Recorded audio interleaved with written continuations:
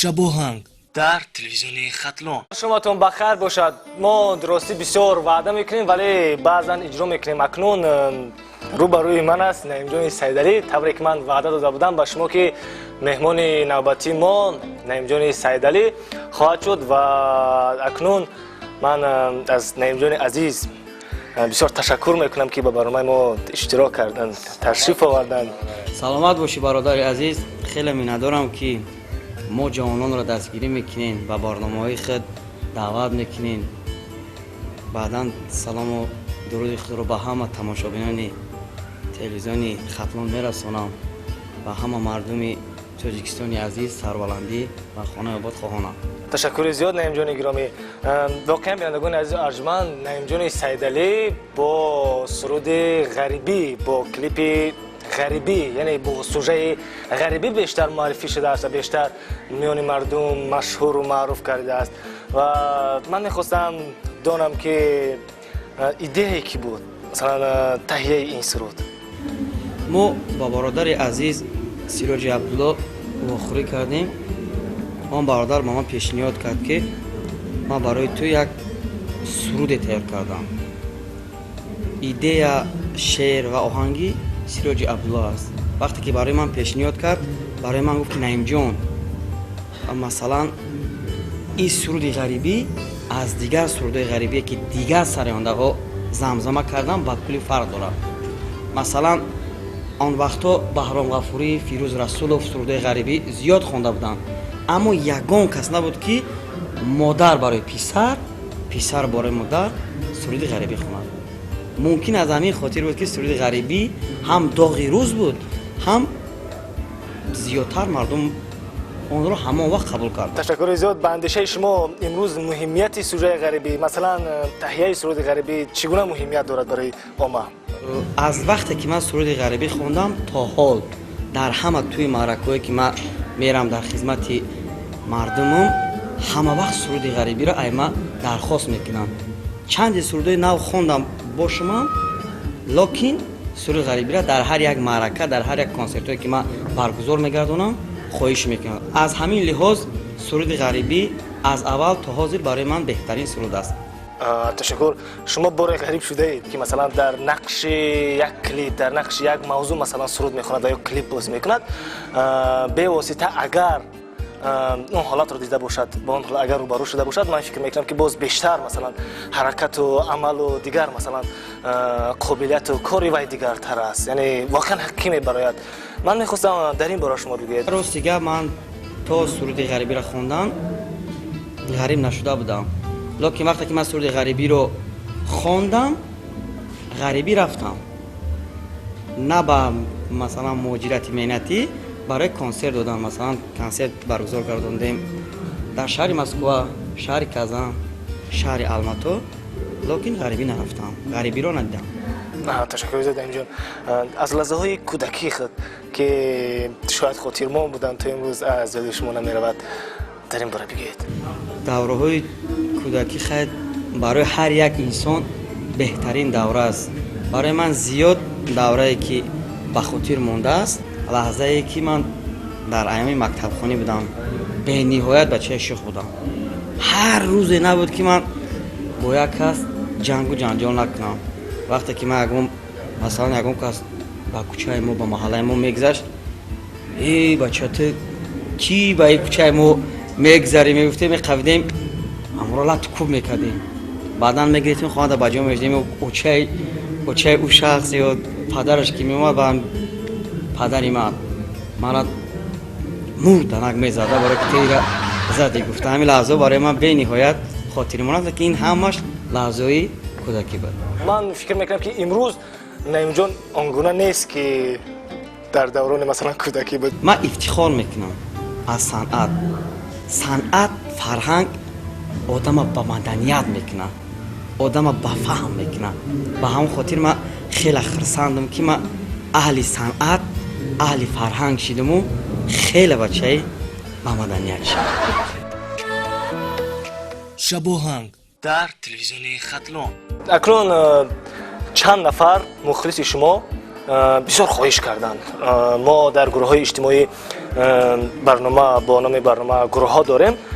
Дурости бисёр хоҳиш кардан, бисёр ба шумо саволҳо низ навиштанд.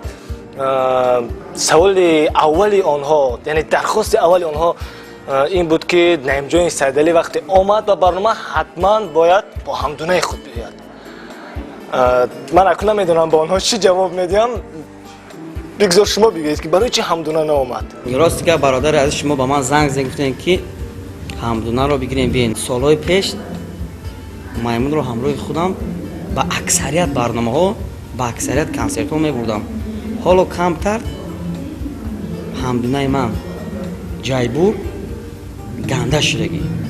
Масалан дар иҷои ҳармон озод барномаро пеш бурда наметонистем. ӯ ҳатман хита ҳамла мекарду ягон зарар мерасон. ба ҳам хотир ҳозир ки бениҳоят гизала аст ҳамдунаи ман, ба ҳам хотир ман ӯро ба барнома наовардам. беҳтарин, яъне шумо ҷони маро харид. Ман намедонистам росте ки ҳамдунаи Наимчони Сайдали хатарнок аст. Агар медонистам ҳеҷ гоҳ масалан ба шумо ваъда намедодам ки Наимчони Сайдали бояд масалан бо ҳамдунаи худ биёяд. Ман акнун фаҳмидам ки 50% дархостҳои шуморо бояд иҷро накунам. Акнун Наимчони Сайдали, ман як дархости дигари мухлиси шуморо ки аз шаҳри ғарибӣ ба мо дархост карданд мехостам ба шумо бигӯям ки Аброри Аҳрориён менависад инҷо ки сараввал дуруд аз шаҳри ғурбат, баъдан салом ба халқи Тоҷикистонам, дуогӯи он ҳастам ки ҳамеша ватанам дар огӯши сабзи баҳор бошад. Ба Наимчони Сайдали дархостам ин буд ки 4 мисраъ барои ғарибон бисарояд.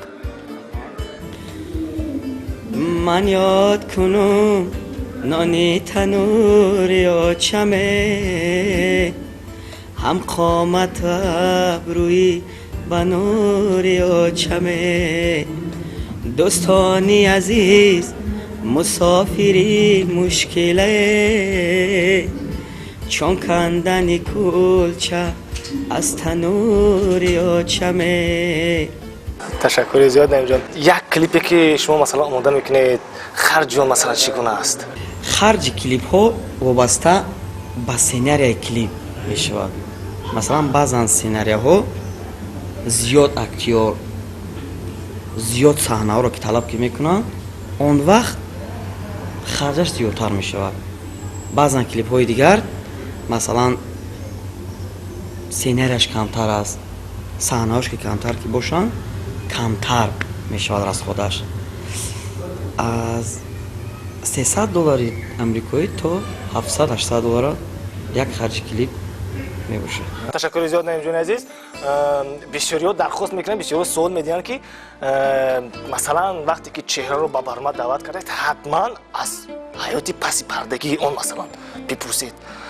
حیات پس پردگی شما چگونه باشد؟ من فکر میکنم که یگام صنعتکار حیاتی پس پردگی ندارد. حیاتی ما همه وقت پیش از پرده است. برای پیش از پرده برآمد میکنیم. چگونه مثلا؟ مثلا سیر اسرار ندارید مثلا شما؟ یگام سیر اسرار ندارم. من درباره همه چیمت مخلصای من همش میدونم. یگام حیات پس پردگی ندارم. تشکر. من یک چیز دیگه رو میخواستم خواهد کنم که در یک مراسم سال نوی چند سال قبل در تلویزیون سفینه مثلا یک حضری سال نوی بود. اگر خطا نکنم با سیروجدین فاضلو سرنده بسیار محبوب ما که با شما نمیدونم کمتر جنگ و جدال افتاد چی افتاد. من میخواستم از مناسبت امروزه شما بعدا مناسبت شما چگونه شد؟ بعد از برنامه مناسبت ما بهترین شد با آقای سیروجدین. برای که ما شناس بودیم، ما یکدیگر رو صنعتکار افتاد میشناختیم، حرمت احترام میکردیم. لیکن بعد از برنامه ما با آقای سیروجدین به نهایت دوستی نزدیک شدیم. اکنون نعیم جان گرامی این زمان برای ما یک سرود دیگرش را به طور زنده طوری که شما بسیار درخواست کرده می‌سازد و در ادامه این سخن یک کلیپ جدیده که چند قبل با نام اوچا اگر خطا نکنم نعیم جان تهیه کردن دون رو منظور شما میگردیم و بعدا برمیگردیم به ادامه برنامه. زندگی با من چی کردی؟ زندگی قلبم شکستی. زندگی با من چی کردی؟ زندگی قلبم شکستی ای خدای مهربانم دلبرم کجا تو رفتی. شبوهنگ در تلویزیون خطلون. بینندگان گرامی، اکنون ما ادامه میدیم برنامه خود را و من یک چیز رو راستی نمیجونی گرامی نفهمیدم. مثلا در یک مراسم مخصوصا در توی معرکه ها از بیشتری سراینده ها مثلا درخواست میکنن که باید زنده مثلا سرایت. به اندیشه شما همچون یک سراینده درخواستی آنها مثلا چگونه اهمیت دارد برای آنها مثلا یکی برای خودی سراینده؟ این درخواست بهترین درخواست است. سراینده که در توی معرکه ها با آوازی زنده سرود نمیخواند، با آواز زنده توی رو آباد که نمیکند، من فکر میکنم اون سراینده هم نیست.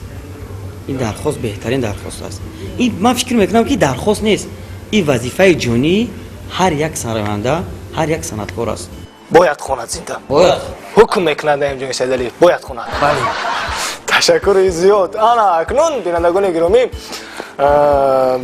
بسیار خوب می شود که وقتی هر یک چهره که به برنامه بیاید مثلا میآید شما درخواست کنید که زنده سراید، برای اینکه به اندیشه نیم جان باید که زنده سراید.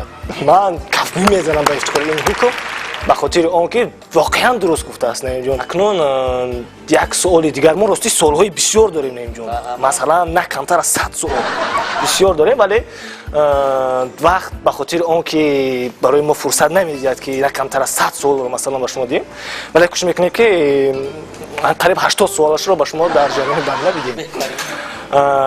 مثلا در تهیه سرود و کلیپ های شما یک نفر نوشته است که НаимчониСайдали در تهیه متن سرودها با کدام ادیبان با کدام شاعران همکاری ایجادی میکند؟ کرامت الله صدیرов از ناحیه جلالدین بلخی نوشته است.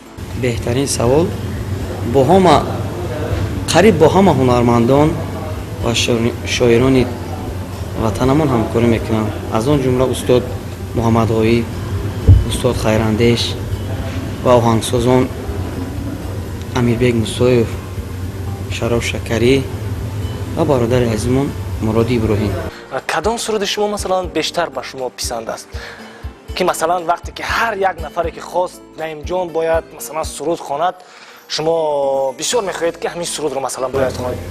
همه سرود ما برای من عزیز است و با بیشتر سرودی که سال 2012 اولین بار من در کنسرت خودم اون رو زمزمه کردم، شبها به یاد شبها به یاد شهناز ایمان، شبها به یاد روی تو، شبها به یاد روی تو.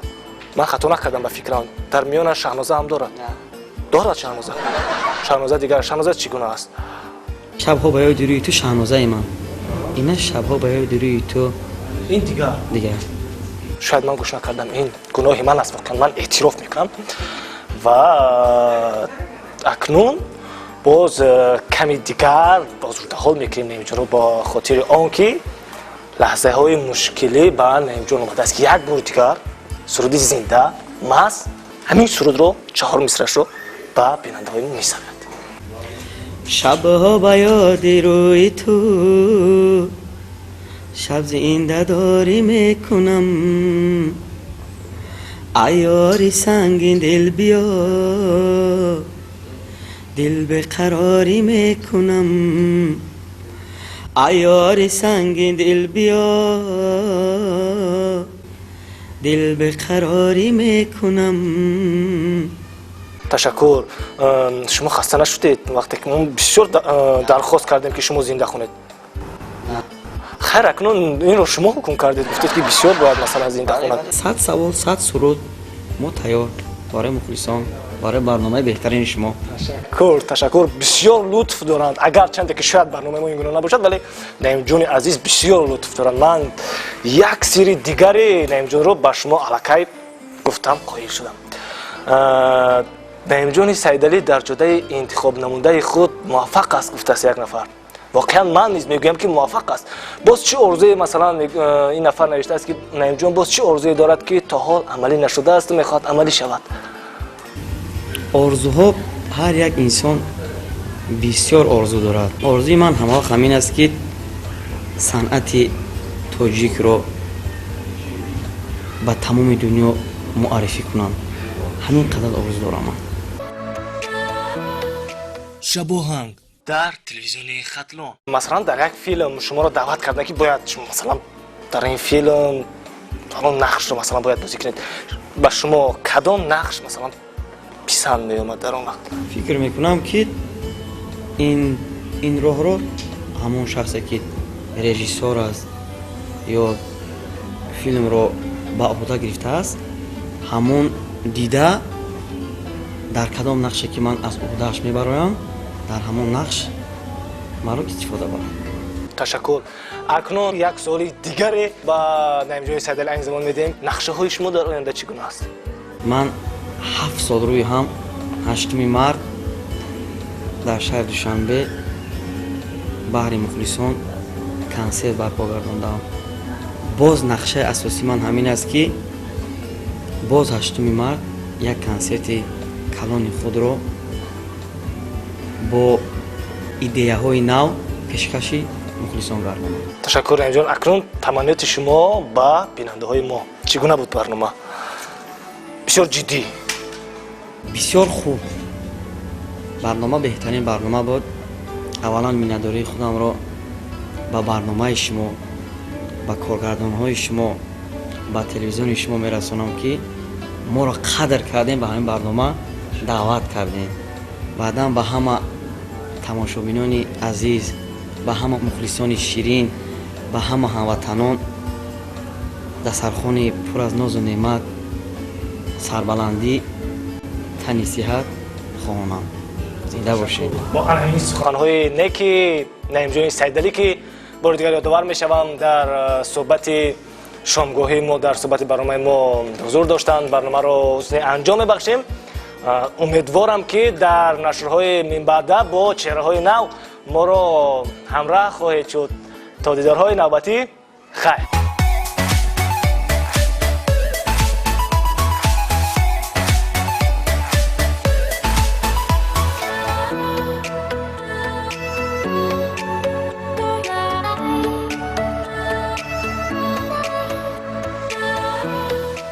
Шабоханг дар телевизиони хатлон.